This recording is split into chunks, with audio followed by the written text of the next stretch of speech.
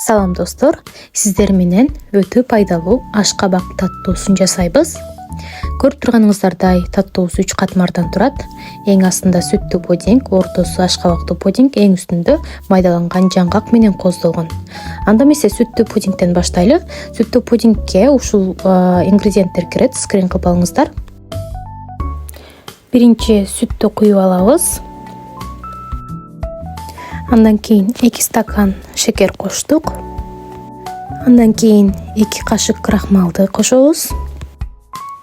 Эми болсо 2 кашык унду кошуп туруп, бышканга чейин аралаштырып баштайбыз.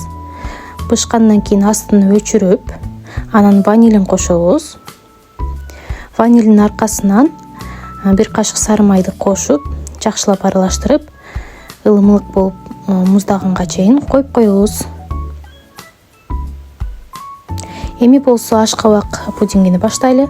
Ашкабакты туурап алып, үстүнө 1 стакан шекерди коюп, бир аз коюп коебуз. Андан кийин кайнагандан кийин монтип блендер менен эзебиз. Мына 2 пудингибиз тең даяр. Куйсак болот. Биринчиден болуп сүттүү пудингди куюп атабыз. Аркасынан ашкабак пудингди куябыз жана жаңгак менен кооздоп жей берсек болот. Таттуумуздар таттуу болсун. Түрк элинин тамактары, таттуулары сиздерге кызыктуу болсо, YouTube каналыма катталып, лайк басып, пикириңиздерди калтырып туруңуздар.